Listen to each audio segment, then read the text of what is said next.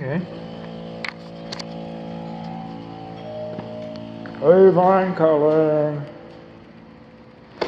This is the interior plumbing and appliances video. So we come through here. And countertops, I guess, is in here as well. This countertop's been reinforced so they can extend out like that. On, off. Quick start upper oven. Oven modes. I've already done bake.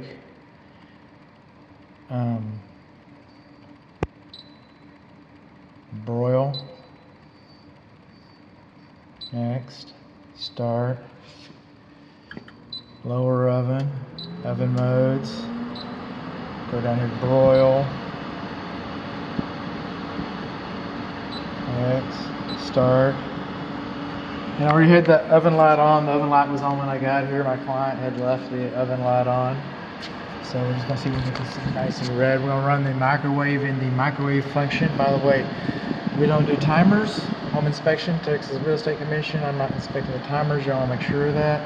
I did run the lower broil, the lower bake in the convection feature, but we do not, home inspectors are not required to inspect. We're required to inspect the broil and the bake functions. Just basically, is it on or off? Coming over here, 15 seconds. You hit start, and that's the magic right there. That's called a magic light. It's not just supposed to get red, it's supposed to get on and off. That tells you that the microwave is working like it should. How about that?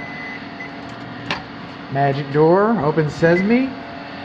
And this is how I know if it's working. It makes it hot. Okay. And to tell you the truth, it didn't make it real hot for 15 seconds. We got broil, we sure do. Broil, So we're gonna go off. I turn everything off? Well, how about that? So I turned the oven off. I understand that the dishwasher was operated while we were here, before I was here, and that everybody found it to be satisfactorily. However, a leak was discovered on the cabinet floor. And so because of that, then the kitchen sink has been turned off. The builder diagnosed it as coming from the dishwasher vacuum breaker. And so, I mean, it's good that you got a vacuum breaker. Now, this is hillbilly home inspection right here. This is the foul line. F-O-U-L, foul line. That's what we call it. This is where all the cooties and the germs and the bacterium hide. And the viruses. And I bet you, it's supposed to cascade down like this. And I'll bet you $10, the builder says, just put a little bleach under there. I'll bet you. See if I don't win $10. So, I hate discounting my work. I loathe it. But I've yet to have a client call me back and say, hey bud, thanks for catching that foul line. I don't know of one that's been corrected. And I would never dissuade my client from seeking perfection. I would never dissuade that. But I don't know if that's going to be, and I'm not talking you out of it, but I you know, if that's the hill you want to die on. The food waste disposal, you can have a switch. Code says a switch should not be out of sight while it's in operation. That's what the code says. But the manufacturer, you all listen, the manufacturer said as long as it's not a 1 horsepower. This is a 1/3 horsepower. You could have a 1/4 horsepower, a 1/2 horsepower, 5/8 horsepower, 3/4 horsepower, 5/8 horsepower. As long as it's not a 1 horsepower food waste disposal, you can have a switch underneath the cabinet like this. Doesn't matter what the code says, the manufacturer says that. But in the same breath, the manufacturer says it shouldn't be a rocker switch. It should be one of those dumb old switches that says on off. You know, like you have in your attic and stuff. I know it's not as attractive, and I get that, but it's supposed to be listed, it's supposed to be labeled as on and off. You got some information underneath here. I got a still image of that, so you'll know all about the exterior paint being black magic. You'll know those things. Those things will be acknowledged to you. You will possess that knowledge. Coming along here, all the burners work. I've been playing with them. You've been playing with them, dear client. Vent fan, I have not operated that, to be honest. I just turned it off. Well, that's the light. I get it. And that's nice. I got a fire blocking plate up there. That's unusual. That's good. It's high enough. Cooktop's working. Everything's fine. Everything's peachy. Now, when this home was being built, the builder didn't have a splashback reveal party. And what I'm saying is that when this home was framed, all the outlet boxes were sticking out from the studs a little bit. And we spec'd out where we needed some nailing plates and stuff, and we tried to find problems at that stage of the game, but they were all expected to stick out a little bit, and they all work that I can remember. They make little clips on them, so that's kind of foolproof, but that's not always the case. So when you put the drywall on, everything is flush, and all the switches and the plates and the receptacles and the switches are all flush, and they all look nice like that. And then we have come up with this little brick pattern splashback. See, that's nice. See, it comes out from the wall a little bit. And so when it does, it creates a gap right here. The box no longer comes out, so the plate can fit on it. You got a gap right there. Look at that. So what happens with that is that compromises your fire blocking. Now, I have a couple links inside the inspection report. One of them is Pretty Handy Girl, and she can help a builder understand what it is and how to install it. And there are little plastic rings that go in there. I had a code inspector the other day. I was working alongside of him. He called it a spark suppression ring. It sounded like he knew what he was talking about. So that was okay. And so everybody's on the same party there. They cost about $3 a piece, and that wouldn't be $6. That wouldn't be $6. They're going to charge you sales tax or something. That's how they get you. But for about $10, you could have done it right. It's just so close. And really, we had to spend that much time talking on it. For $10, it could have just been done right. Somebody's telling me thank you.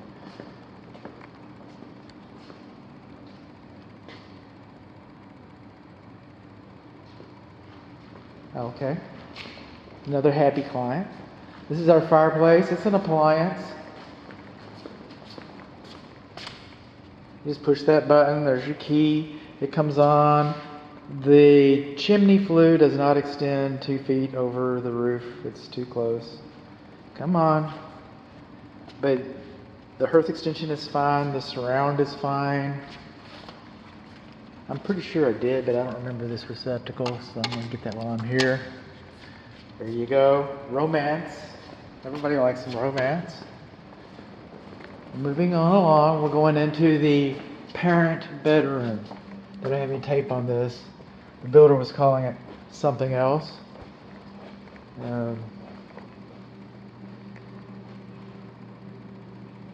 But it's the primary bedroom. Then this is the thermostat. It's in the primary bedroom. The downstairs thermostat, that's part of the appliance. It's an appliance. So if you shut this door, the thermostat's just a dumb animal. All it does is you put it on 73 in there, it's going to make that room 73. And everybody out here might be burning up, or they might be freezing. And they're going to sit there, they're texting you because you got a door lock. Yay! Okay, so they're texting you saying, man, we're not comfortable out here. And you say, it's perfect. So that's why they're not supposed to be in bedrooms.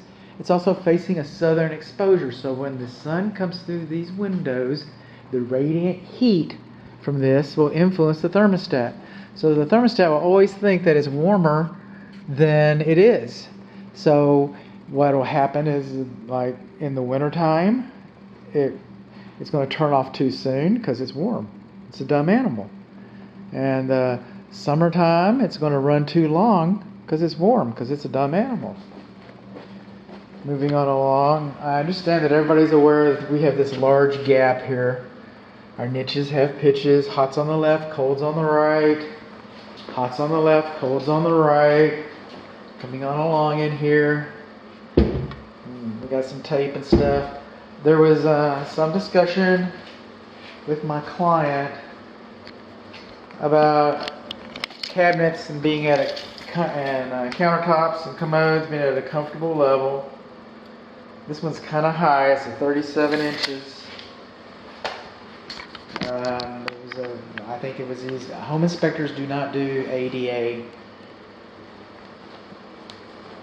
But if we do, there should be a 5-inch lip right there if this is ADA, so that a chair could be rolled in.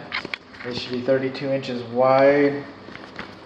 I'm going for my countertops. I had to take some notes because this is outside of my realm here.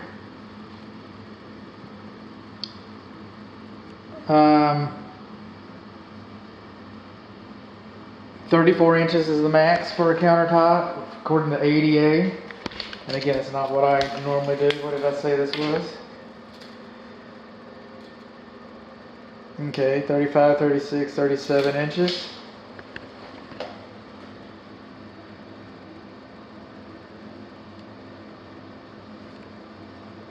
Commode 17.9 inches, we got that. Kitchen 36 inches, we got that. Okay. So these countertops are a little high if we're interested in ADA. Our door is wide enough. I think our shower door is wide enough. So that's good to know. We'll come over here, we've got a garden tub. Interior finishes, that's not really what I do. But I like to help. And this is just, and I imagine my wife, and this is just driving me crazy. I get it, that's caulk on the tile going across the bottom, right? So you get this nice white line. And then you get this jagged raw line from the tiles that's coming across here. Right. That's enough for a step. So we've got our bathtub, hots on the left, colds on the right. It seems to me maybe just some white paint. But that's not what I do. Underneath here is contraption. And don't bump it. It'd be nice if it was like, tightened up a little bit, put a bracket on it. I'm not sure of any requirement. But this is your dilution valve or your tempering valve. And you have that so that people don't accidentally scald themselves. So that's what that is. It's a good thing to have. Okay, it's a nice feature. Hots on the left, colds on the right. Plumbing's pretty boring. Everything that's supposed to go down goes down. Okay? Hi, Timmy. And again, that commode is a reasonable height compared to my, only using my online search last night. So we're moving on along. This is all the, no, it's not all the downstairs plumbing. We got more plumbing. Moving on along. Again, hots on the left, colds on the right. This is your master. I'm not supposed to say master. Primary. This is your primary receptacle for your bathrooms. If you trip a GFCI in the bathrooms, you come down here to reset it. Something like that. Hey! Come on, act right.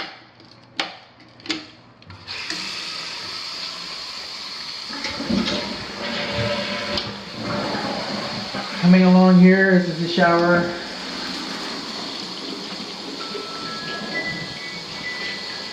Oh, a break from our sponsors.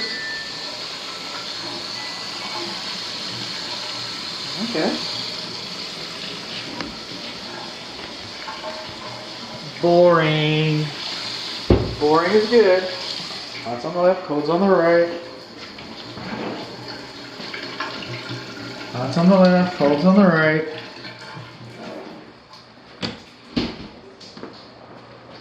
Moving along, this is the laundry, 4-prong electric, GFCI protected. This is not GFCI protected. This is supposed to be GFCI protected. These are supposed to be labeled hot and cold. Okay? So there you go, a 4-in-1 box, whatever that is. But on your 4-in-1 box.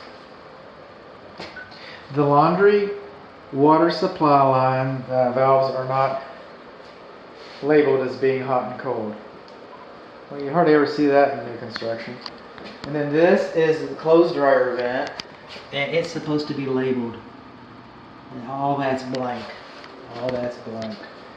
Then this is the thermostat for the east water heater.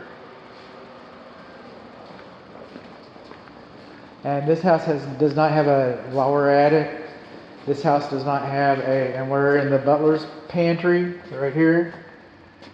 And this is the thermostat for the west water heater. They shouldn't be higher than 120.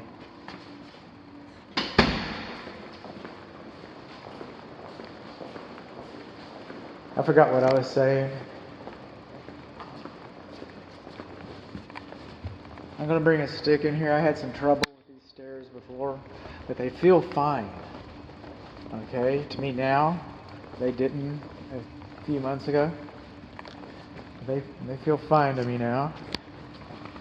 This is the east bathroom. Now this one's got me a little concerned here. This is the east bathroom upstairs. Is you do the shower diverter, and it doesn't divert 100%. The way the water's dribbling.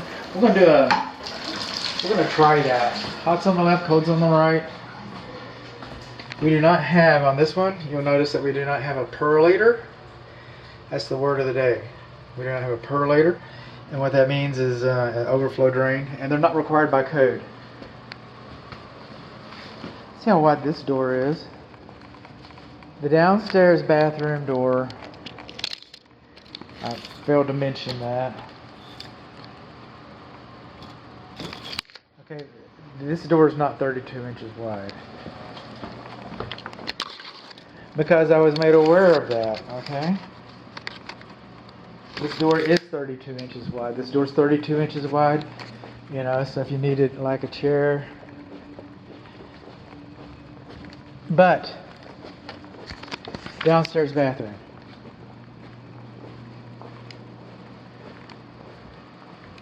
This bathroom. If we're talking ADA, this door is supposed to swing out into this room, not into the bathroom. Same thing downstairs. It's supposed to swing out. And if it's for any other reason, unless it's ADA, that's the only reason to do that. That is the only reason that you would do that.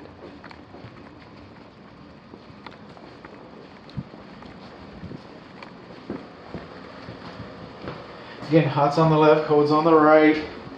Again, boring, okay? Everything's supposed to go down, goes down. I've been holding some water in here a little bit. Let's see how this shower works compared to the other shower. Well, it dribbles a little bit too. It dribbles a little bit too. How you drain it?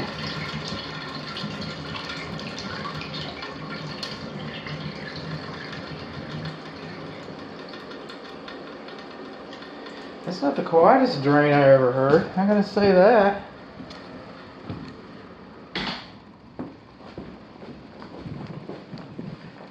Moving on along.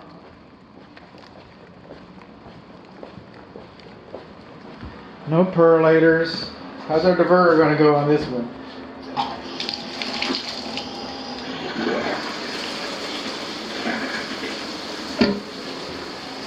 Hot's on the left, cold's on the right. No perlator, not required. Boring. Okay, so I guess it's diverting fine. I guess the family's happy. So that's basically our water, appliances, On ADA scale, we got a countertop in the primary bedroom that's a little high on an ADA scale. The doors don't swing completely to the outside, 180 to the outside. And again, I'm not sure about that. The kitchen countertops are fine in regard to that height. As much as I know, I'm not an ADA certified qualifier, but we know we got a leak over here. We know that we do not have our spark arrestor rings. We know that we got a gap in our shower door. We know that our thermostat is located inside the bedroom. Upstairs, the thermostat's in the media room, which is kind of a common area, so it's kind of hard to call that one. That's just a judgment call. We know that maybe that could be a little nicer. Just things.